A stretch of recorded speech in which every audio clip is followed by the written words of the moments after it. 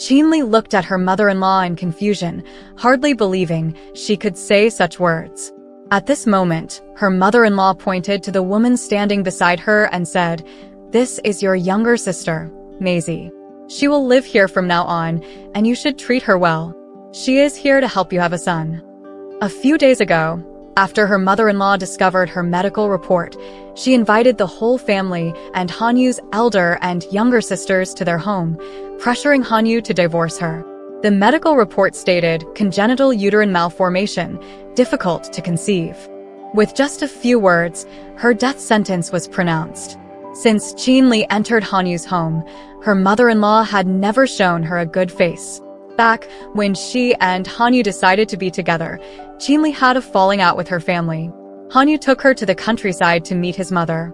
They were full of joy and anticipation for their future married life, but unexpectedly, as soon as his future mother-in-law heard about the dispute between Chinli and her family and saw that Chinli didn't even bring a dowry, her expression turned cold on the spot. If it wasn't for Hanyu's firm attitude, insisting on marrying only Chinli really didn't know how things would turn out. In the 3 years since she married into the Han family, Chinli believed she had been attentive and respectful to her mother-in-law, never showing any neglect. She always felt that as long as she sincerely treated her mother-in-law well, her mother-in-law would eventually accept her. Hanyu said, "Mom wants a grandson, and we'll give her a chubby little boy. She'll be thrilled, and then her attitude toward you will change." Although Chinli agreed with Hanyu's idea, she believed that a child shouldn't be used as a tool to please her mother-in-law, but rather because she and Hanyu wanted one themselves. But as the days went by, there was no sign of pregnancy. At first, her mother-in-law was somewhat understanding, often being brushed off by Hanyu, who claimed to be busy with work. However, over time, the dissatisfaction that had accumulated in her mother-in-law's heart grew like a snowball, and the longing gaze directed at Chinli's belly turned into deep resentment. Her mother-in-law had even suggested more than once that Hanyu divorce and remarry. Chinli was present on those occasions, feeling miserable. Hanyu loved her. Naturally, he disagreed. The mother and son often argued fiercely, ending in an unsightly manner. Chinli was like a taut string, unable to relax for a moment. And that hospital report was nothing short of a bomb, leaving her utterly devastated. Congenital uterine malformation. Her mother-in-law held this trump card, sternly pressuring Hanyu to divorce Chinli. She thought Chinli had already been sentenced to death, with no chance of reprieve this time. This marriage was definitely over. Of course, this woman hadn't laid a single egg in 3 years, so she shouldn't even think about getting a penny from their Han family. But to their surprise, Hanyu adamantly refused to divorce Chinli, saying that with medical advances, her health could be cured sooner or later, and even if not, they could resort to IVF. This statement naturally led to Hanyu's mother crying, causing scenes of chaos and emotional blackmail, lamenting her deceased husband, scolding her ungrateful children, and mourning the extinguishing of the Han family's lineage, causing an uproar that seemed irreconcilable.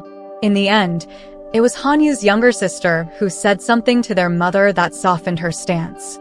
After staying at her younger sister's house for a few days, his mother returned unexpectedly, only to bring back such a big surprise for her.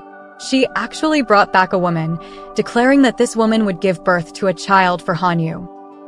When Hanyu walked into the house, it was the most awkward moment. He saw the lingering anger on Chinli's face, quickened his pace, and asked, "Lili, what's wrong?" Before Chinli could answer, Hanyu's mother hurriedly said, You're back. Come, let me introduce you. This is Maisie, Li In-mei. You used to play together when you were kids, remember?" Hanyu wanted to say he didn't remember, but seeing the shy look on the girl's face, he ultimately didn't say it. I remember. Mom, what's this about? Your mom is getting old. You're all working now, and usually I'm all alone with no one to take care of me. I brought Maisie here to accompany me and help with the housework, making it easier for you and your wife. Then, Hanyu's mother added, You don't know. Maisie is lucky. She has given birth to 2 boys. If your wife could be half as lucky as Maisie. The kind demeanor was a world away from the domineering attitude just moments ago. Hearing her mother-in-law's words, Li trembled with anger. Her mother-in-law had just said that this woman was brought here to have a son for Hanyu. Glancing at the seemingly docile Li Yinmei standing beside her mother-in-law, with a voluptuous figure and a young age of just around 20, waves of panic surged through her mind. She turned to Hanyu and blurted out, "Your mom brought her here to have a son for you." Hanyu was shocked and looked at Li Yinmei, only to see her with red eyes, timidly saying, "Sister Qin, please don't misunderstand. Annie took pity on me for not having a job, so she asked me to come. If you don't like it, I'll leave right away." After saying that, she glanced at Hanyu with teary eyes, bit her lip as if she was about to leave, but was grabbed by Hanyu's mother. With a sideways glance at Li, she said, "Maisie, stay. This is my son's home, and I don't need anyone else's approval to keep someone here. Besides, even if you want to leave, it's not up to you. Do my words still count in this house?" Li felt a surge of anger in her heart, making it impossible for her to think clearly. She was so angry that tears streamed down her face. Just as she was about to retort, Hanyu interjected, "Of course they count. It's fine for a guest to stay for a few days. Mom, let's go to the room first." After Hanyu finished speaking, he pulled Li back to the room, sat her down on the bed, and squatted in front of her, looking into her eyes. "Li, don't say my mom didn't find her for me. Even if she did, I wouldn't touch her. After so many years together, what kind of person do you think I am? Don't you trust me? I want a son, but I want our son." Li thought that indeed, Hanyu had been consistent over the years, always revolving around her. Among other men who succeeded from scratch like him, who wasn't entangled with mistresses. Looking at the man squatting in front of her heart softened, and she reached out to hug him. Hanyu hugged her, patting her back slowly as if comforting a child. "Li, just think of her as the maid we hired. My mom raised me alone, which wasn't easy. She's been through a lot of hardships. If she wants someone to accompany her, just let her be. Although she's unreasonable now that she's older, my gentle and understanding Li, just let her be, okay?" Listening to his praise, Li chuckled, buried her head in his arms, and softly replied, Although there was still a trace of reluctance in her heart, seeing it was important to her husband, she agreed to let Li Yinmei stay. During the time Li Yinmei stayed, she behaved herself, never actively seeking Hanyu's attention. She spent her days accompanying her mother-in-law to the park, doing household chores, making Li's life seem more leisurely than before. Li thought that although her mother-in-law had become more unreasonable, this time she was truly infuriating. However, she was still Hanyu's mother, and Li couldn't make things difficult for him. Moreover, even if her mother-in-law was a rural woman who hadn't received much education, she shouldn't be capable of such absurdities as surrogacy. She just wanted a grandson desperately, and perhaps this whole thing was just to vent her frustration. With these thoughts in mind, Li's sense of grievance and indignation eased somewhat. She didn't want to continue the daily standoff with her mother-in-law. Both her mother-in-law and herself wanted a grandson, and they both deeply loved the same man. Their positions were aligned, and the doctor hadn't said she couldn't get pregnant. So, as long as she persisted, the situation would surely improve. When Li was sent on a business trip by the company for a week, she returned home early one day to spend the night with her husband. As she approached the apartment building, she saw Li Yinmei and a man arguing near the entrance. Coming closer, Li realized that the man holding Li Yinmei's arm was Zhou Wei, her younger cousin from her aunt's family. Li found it strange. How did these two end up together? Although Zhou Wei hadn't married yet, it wasn't likely for him to be interested in a woman who had already given birth to 2 children, right? She hurried a few steps forward, intending to greet Zhou Wei and invite him upstairs. But she saw Li Yinmei say something, and Zhou Wei turned and left. Why didn't Zhou Wei come up for a visit? Do you know each other? Although Li didn't want to talk to Li Yinmei, the situation demanded she ask. I don't know. Li Yinmei seemed startled, a bit panicked. My hometown is the same village as Zhou Wei's. My family asked him to bring me something. Li nodded and missed her way home. That night before going to bed, Jinli told Hanyu about her upcoming business trip and, after some hesitation, also mentioned the scene she witnessed at the entrance. Hanyu didn't think much of it. It was just a small matter. After comforting Jinli, the two fell asleep in each other's arms. Jinli didn't tell Hanyu that this business trip was volunteered for. She heard from a colleague that a distant relative with congenital uterine abnormalities had been successfully treated at a fertility hospital in City B. She had intended to tell Hanyu, but she was afraid he would be disappointed. She didn't want to see his disappointed expression or hear her mother-in-law's sarcasm. She thought she would wait until there were results. But she never expected to be greeted with an even heavier blow than infertility. Jinli watched as her husband and Lee In-mei, both disheveled, came out of the bedroom. She widened her eyes, her head buzzing, feeling dizzy and as if she were in a dream. The man in front of her was familiar yet unfamiliar. The panic and guilt in his eyes were just like when they first met. He accidentally bumped into her while riding his bike on campus, and he was flustered as he helped her to the infirmary. Later, he apologized repeatedly, feeling guilty, visiting her every day, bringing her meals, and carrying her to class until she fully recovered. What had she thought back then? She thought he was a rare, gentle, and responsible man. At this moment, Jinli felt extreme irony. It seemed that in his heart, a son was still more important. Otherwise, why would he end up in bed with Lee In-mei after just 1 week of her absence? Jinli felt strangely calm at this moment, as if she were a spectator, coldly watching Hanyu, Lee In-mei, who was holding his arm timidly, and her mother-in-law, who stood to the side, smiling and staring at Lee In-mei's stomach.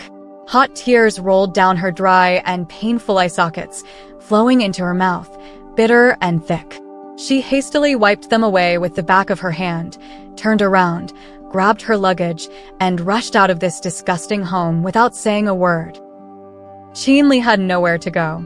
Back when she insisted on marrying Hanyu, she severed ties with her family. She had plunged into love with no hesitation, expecting a beautiful outcome, but instead, she ended up with this kind of ending. She sat on the floor of the hotel room, uncontrollably replaying in her mind the disheveled appearance of the two of them. She wondered if Hanyu had treated Lee In-mei as tenderly as he had touched her, perhaps even kissing Lee In-mei with the lips she loved the most. The thought made her stomach churn, and she rushed to the bathroom, retching repeatedly. After each bout of nausea, she found herself thinking again, and the cycle continued tirelessly, aching and painful, over and over again. Hanyu had once said, "Lily, you've lost everything for me. I swear I'll give you the whole world." Looking back now, what world had he given her? How could he? Jinli spent the night on the floor of the hotel room, watching as the curtains fluttered gently in the breeze from dark to dawn. The warm sunlight streamed in from the window, but it seemed as if it could no longer penetrate her heart. Her phone started ringing loudly at this moment. In fact, Hanyu had been calling her incessantly since she left the Han family's home. With dry eyes, Jinli looked at the phone next to her, surrounded by countless missed calls and messages. She didn't want to look at them, but her hand seemed to have a mind of its own, opening each message one by one. Apologies, confessions, repentance, pleas for her to come back. Her throat tightened, and tears welled up in her moist eyes. With a blink, she dialed back. "Let's get a divorce," Jinli said, feeling as if her heart were being torn apart and squeezed by a hand, the pain making her bend over, curling up into a ball. Tears streamed down uncontrollably. She had never imagined that her relationship with Hanyu would end like this. Hanyu listened to Jinli's indifferent voice on the phone, feeling unbearable pain in his heart. After a moment of silence, he said, I was wrong, Lily. Where are you? Don't divorce me. I don't want children anymore. I don't want them. I only want you. Don't divorce me. Lily, I was forced by my mother. Really, she locked me and Lee In-mei together. Lily, trust me. I've sent Lee In-mei back to her hometown. I won't see her again. It will only be us from now on. Lily, have you forgotten? We were so happy back then. Over these years, I've only made this one mistake. Please forgive me for the sake of our past love. Qin Li heard him sobbing on the other end of the phone, recalling the past, and her heart softened. Memories were the saddest thing. How could those past happy moments be erased? Hanyu didn't hear Qin Li's response, but she didn't hang up either. He continued to recall the 8 years they had spent together, the sights they had seen, the things they had encountered. In the end, Hanyu said, Li, it doesn't matter if you don't tell me where you are. I'll be waiting for you at the old place, the beef noodle restaurant on Fenghua Road. I'll wait for you there, even if you want a divorce, please meet me once. The beef noodle restaurant Hanyu mentioned was a small restaurant near the east gate of their university. The beef was stewed until tender, melting in the mouth. At that time, she liked eating beef noodles, but she didn't like cilantro. Every time the bowl was served, Hanyu would always be the first to pick out the cilantro from her bowl and transfer the beef from his bowl to hers.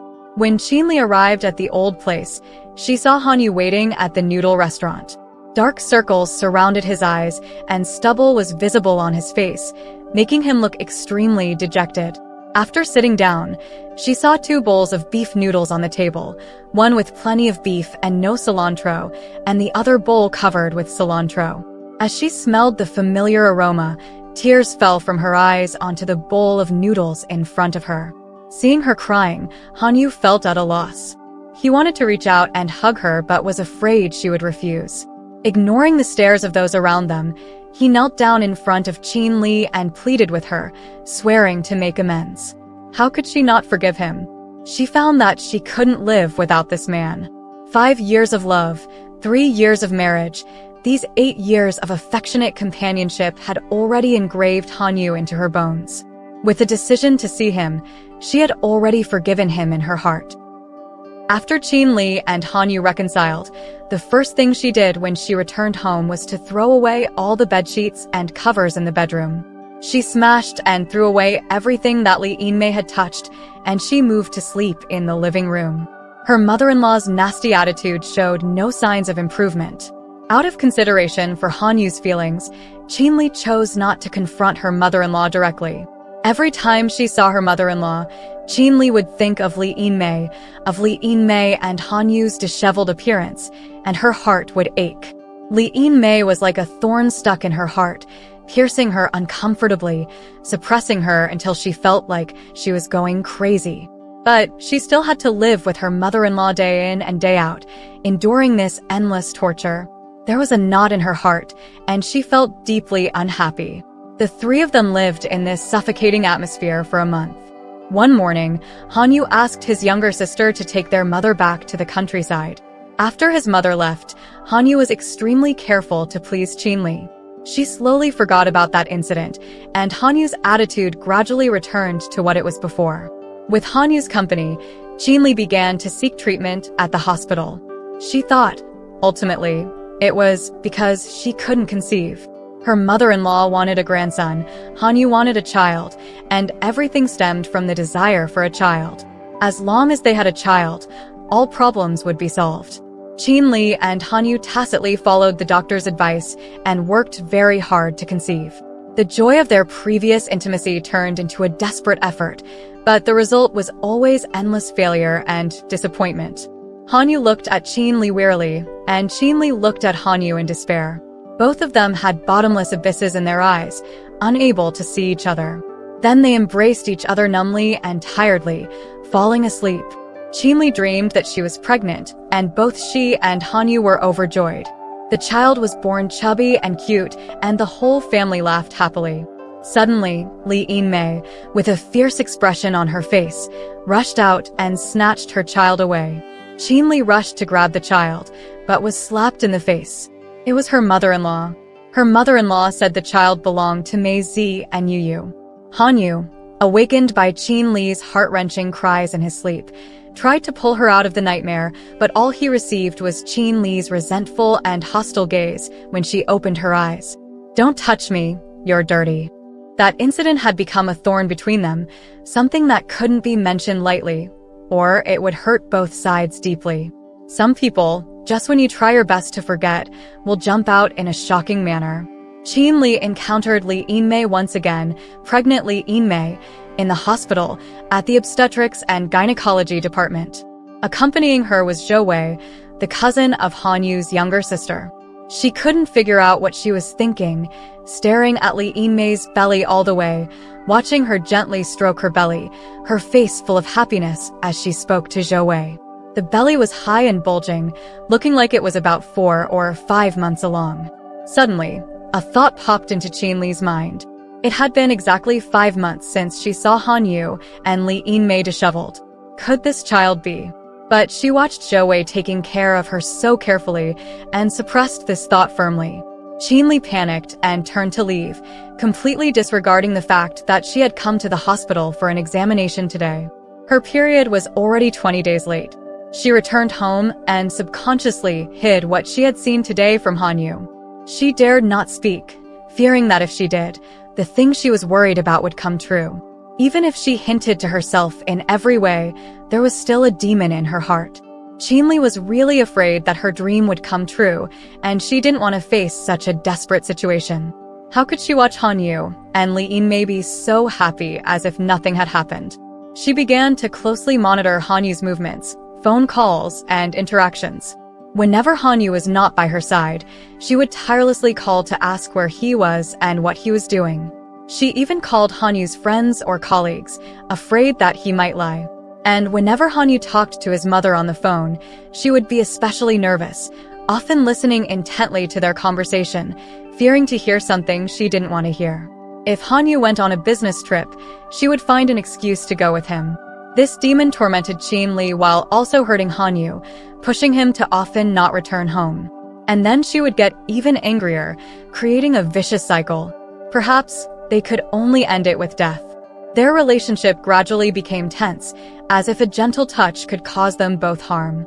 One day, Han Yu couldn't bear it anymore and exploded. "Qin Li, what do you want from me?" Han Yu had his back to Qin Li, and the two of them remained silent. From the depths of her heart, Qin Li fermented deep despair and helplessness. She hoped Han Yu would say something, but there was an invisible chasm between them. She couldn't cross it, and neither could Han Yu. She was so tired. Qin Li quería. She couldn't understand how she and Han Yu had ended up like this.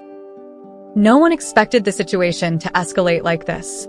Qin Li felt dizzy and weak inexplicably at work, so she decided to go home to rest. As soon as she opened the door, she saw Li Yinmei, heavily pregnant, standing with Han Yu.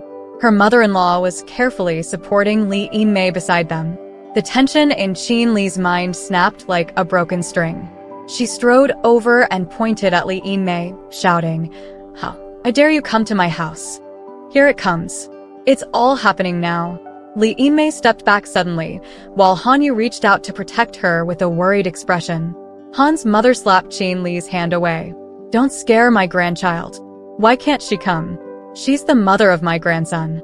Not only can she come, but she'll also live here in the future. What right do you, a barren hen, have to keep Maisie away?" "Qin Li nange. Han Yu. Get her out of here. You shameless woman, get out." Seeing her frantic state, Han Yu was caught in a dilemma. Li, don't get agitated. I've discussed it with my mother. Let her stay for a while. After the child is born, I'll take care of everything. It's your child. She'll leave once she gets the money.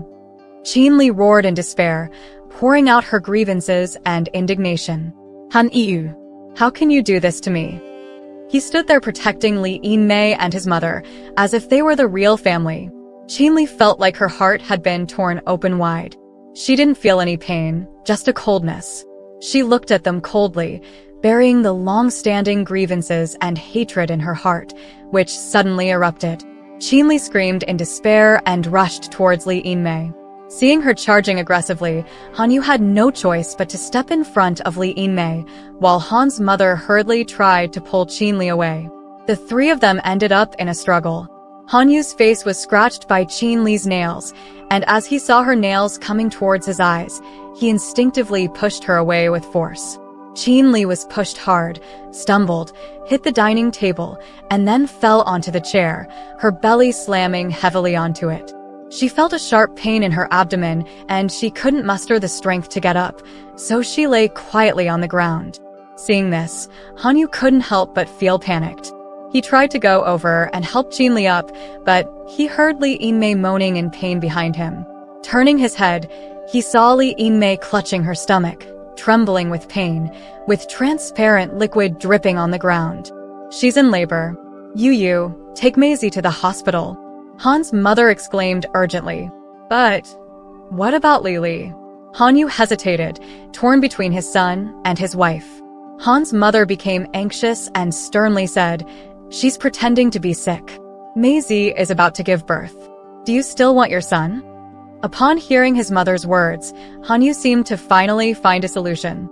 He glanced at Qin Li on the ground and, with determination, picked up Li Yinmei and rushed to the hospital. Seeing the three of them hurrying away, Qin Li felt a bloody sweetness in her throat. Bent over in pain, she lay on the ground in a shrimp-like shape, feeling warm streams flowing from her lower body. "No, don't, Qin Li sobbed in agony, her voice filled with panic, despair, and helplessness.